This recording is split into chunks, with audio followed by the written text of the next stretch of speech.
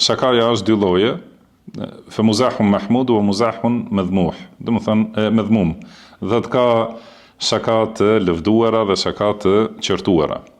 Shakaja e lëvduar thot është alladhi la yashubuhu ma kariha Allahu jalla wa ala wala yakunu bi ithmin wala qati'ati rahim. Do të thonë shakaja e lëvduar është ajo që nuk njolloset nga diçka që e urren Allahu subhanahu wa ta'ala. Do të thënë nëse hyn shaka diçka që është e urryer tek Allahu, padyshim ajo është shaka e qortuar dhe e ndaluar. Nëse në këtë shaka ka gënjeshtra, dhe kjo është prej punëve më të ndaluarave në shaka, se ka thonë pejgamberi sallallahu alaihi wasallam, mirë për ata, kanë thonë sahabët për ka o i dërguari Allahut, ka thonë për ata që gënjen që ti bëj njerëzit të qeshin.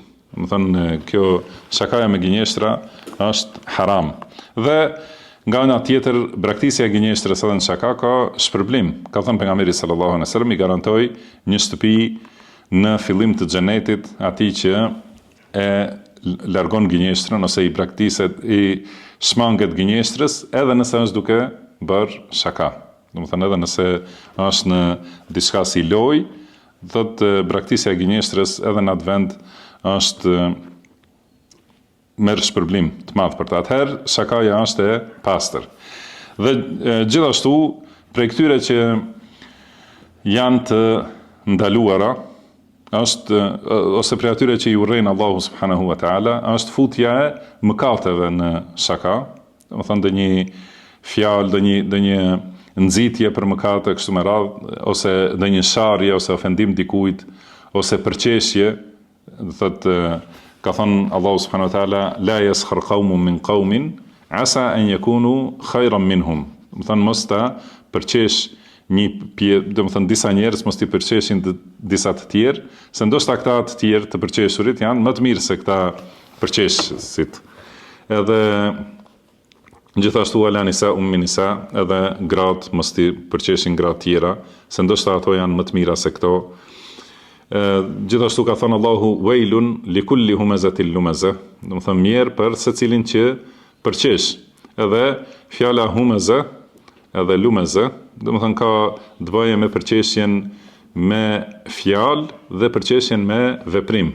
Do të thënë me vepra ose me imitim, të dyja këto janë të ndaluara dhe mirë për atë që i përqesh njerëzit, edhe me lëvizjet e tij i bën të qeshin të tjerët, do thotë është prej këtyre shakave të ndaluara. Wala qati'ati rahim, edhe pashtu shkputja e lidhjeve familjare ose prishja, futja e zemrimit. Edhe prishja e çdo lidhje, nuk është patjetër vetëm në familje, ajo është më e keqja.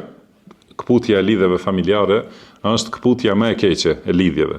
Por edhe lidhjet mes vëllezërve dhe shokëve, thotë gjithashtu, këto shumë herë shakaja është bërë shkak për zemrime dhe largime të përhershme. Edhe shakaja ka qenë ndonjëherë shkak edhe për ndezje të konflikteve mes njerëzve. Edhe pastaj mundohet njeriu të dale atij problemi duke thënë se isha duke bërë shaka e kështu me radhë. Thotë patjetër duhet të ruhet nga këto, mos ketë gënjeshtra në këtë shaka, mos ketë mëkate ose nënçmime të njerëzve kështu me radhë, mos ketë shkaktim të zemrimeve. Nëse është e pastër nga këto, atëherë është shaka e mirë, dhe për këtë shkak njeriu patjetër duhet të di të bëjë dallim mes shakas së dobishme, kjo që fut gëzim ose qetësi të njerëzit, edhe shakaja që ka mundësi fut nxehtësi dhe zjarrin e urrëties në zemrat e njerëzve. Patjetër duhet të di ti dalloj. Pra, shakaja e lëvduar është ajo që nuk përzihet, nuk njolloset nga diçka që e urren Allahu, prej këtyre shembujve që u përmendën. Kurse, thot autori, amma al-muzah al-madhmum, kurse shakaja e urryer ose e qërtuar, është ajo që është një llosur me diçka që e urren Allahu,